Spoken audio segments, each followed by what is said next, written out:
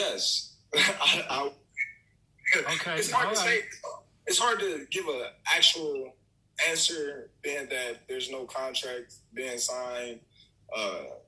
Top Rank and PBC haven't came to an agreement yet, so I guess it's going to go to a purse bid, and after a purse bid, then I guess it's going to get secure. But right now, technically, nothing's been signed. So, What's good, YouTube? It's your boy, Blue Blood Sports TV, back at y'all with another one.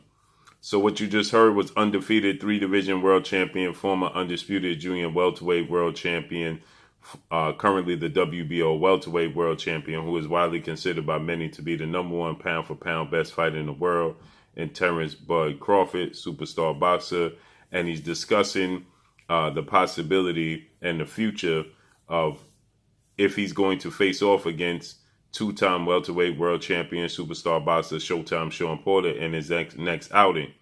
And Terence Crawford, he says, yes, I'm fighting Shawn Porter in my next fight. He stated that how they're going to get to that fight, he doesn't know yet, right?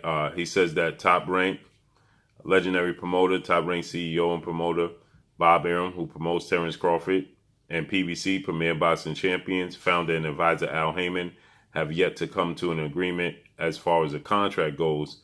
So he believes that it's going to a purse bid, and that purse bid will confirm, and validate the fight, but that indeed is his next fight. So he's saying that it's going to go to a purse bid, which I believe this was the plan all along, was to let it go to a purse bid. Because when you heard Bob Arum asked about this fight, and he stated that if the WBO, World Boxing Organization, if they ordered Terence Crawford to fight Shawn Porter, he would allow it to go to a purse bid, thus rendering Al Heyman on the hook and accountable for having to pay the purses. Essentially, Bob Arum was saying that he would let PBC win the purse bid.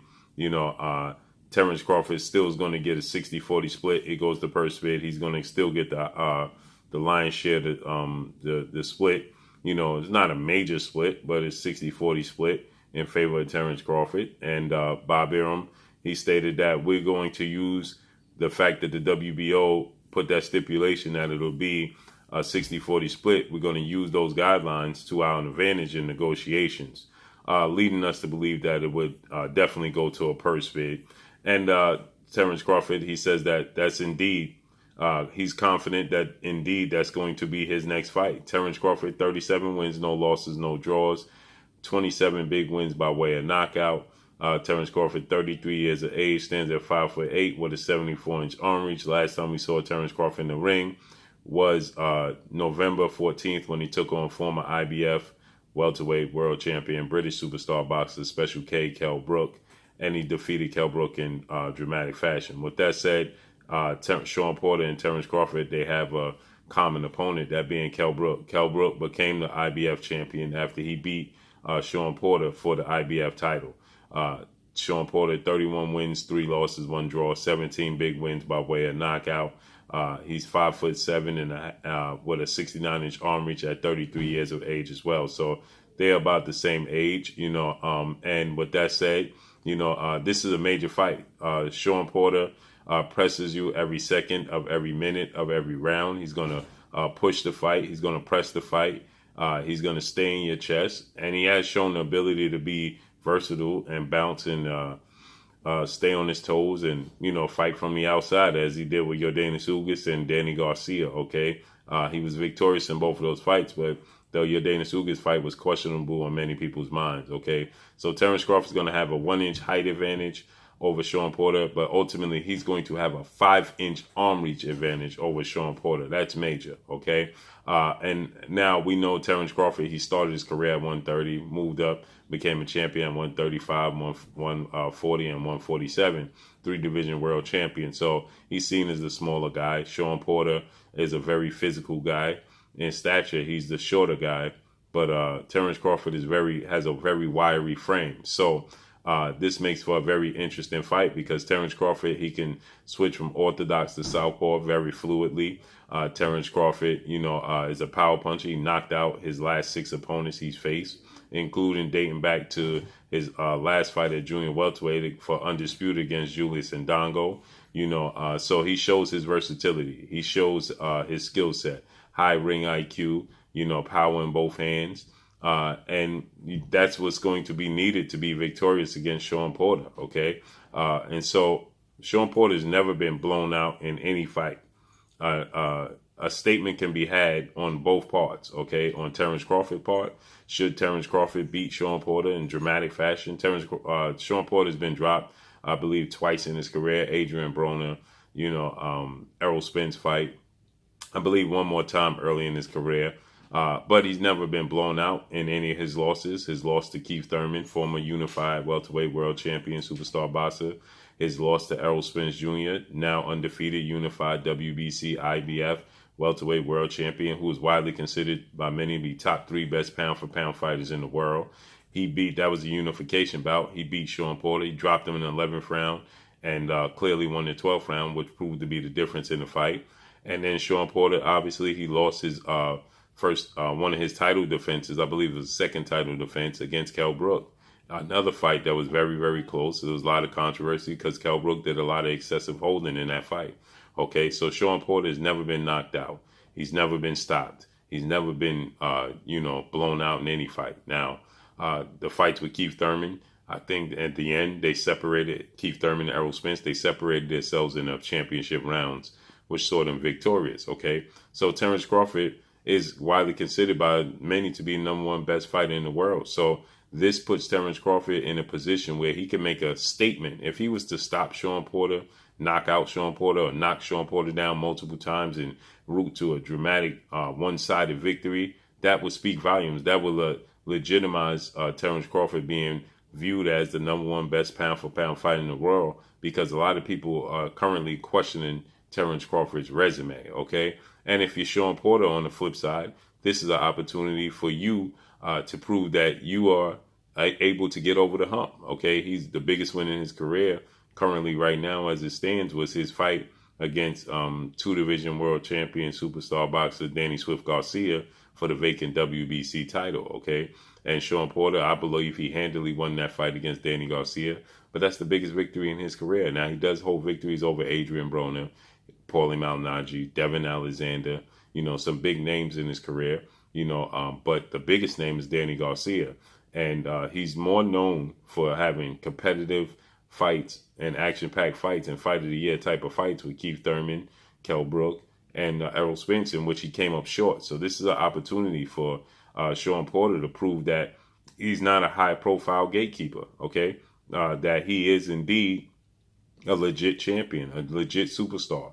This is an opportunity. Now, Terence Crawford, we haven't seen, again, him fight a guy the level of Shawn Porter. This is the biggest fight in Terence Crawford's career. This is a legacy fight.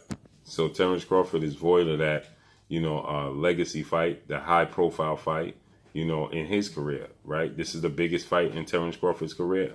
Again, Terence Crawford has some big victories over guys like Victor Postol, Yuriorkis Gamboa, but those are at the smaller weight classes. That is welterweight, current weight class. He's beat the likes of Jeff Horn for the WBO title, who Jeff Horn had beat legendary 8-division world champion, iconic Filipino superstar boxer Manny Pac-Man Pacquiao. But not many people thought, if any, thought that Jeff Horn truly won the fight against Manny Pacquiao. I personally didn't think he won the fight. Then he fought Jose Benavidez Jr., who was a blue chip prospect who suffered an injury and just never lived up to, his hype. And then he faced off against Amir King Kong, who was seen as far past his prime. And then he fought Igis Kavalauskas, the Mean Machine, who was his mandatory. And then most recently he fought Kell Brook, who hadn't fought at the welterweight limit in over 3.5 years and hadn't competed in a high-profile fight since getting stopped by Errol Spence Jr. in 2017. So it's been quite some time, since Kell Brook was a major relevant fighter. Okay, so with that said, this is a much-needed fight for Terence Crawford. Okay, I personally thought that and feel like they shouldn't have sat back and let the business of boxing dictate how this comes to fruition. But If sounds like they have a plan, let it go to purse bid, figure it out from there, and make this fight happen. So Terence Crawford is saying definitely he's going to fight Shawn Porter in his next fight, and he's stating that it's just going to have to go to a purse bid since they can't come to an agreement. Okay, which is not surprising at all whatsoever. But again, this is a fight I'm picking personally Terence Crawford to edge it out, simply because Terence Crawford just has more tools in the toolbox, in my opinion. He's more versatile. He can make adjustments, a ton of adjustments, orthodox southpaw. Now it's going to be interesting to see. Terence Crawford has a very, very high ring IQ. So Terence Crawford doesn't always switch stands in the middle of rounds, right? He may come out in the southpaw stance, but it's very rare that he comes out in the southpaw and then in the middle of the round he just switch back to orthodox. Now he has done it, and he has done it quite a few times, but for the most part he'll mix it up as far as he'll come out one round southpaw and then the next round he'll come out orthodox, right? But he tries to stick to one stance per round. Okay, now if need be, if it calls for him to make adjustments and switch in the middle of the round, he will do so. Okay, so it would be interesting to see if he goes to make a switch from orthodox to southpaw, because Shawn Porter is going to be right in his chest. Shawn Porter is very aggressive. He's very strong.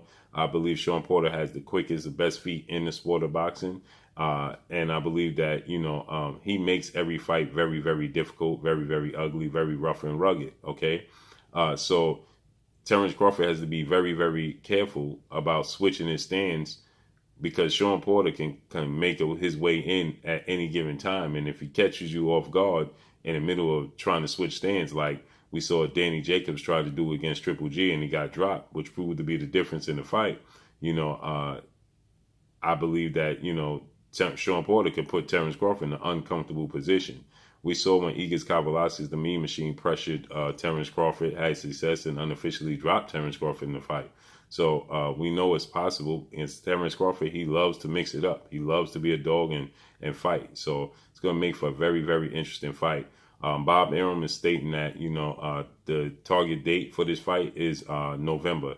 So they're looking to have this fight take place in November, because October marks the date for a highly anticipated trilogy heavyweight showdown that's the one to be on pay-per-view. That's Deontay Wilder and Tyson Fury. So with that said, this is a major news, and it's great news, and hopefully it comes to fruition in November. I believe it has Fight of the Year written all over it.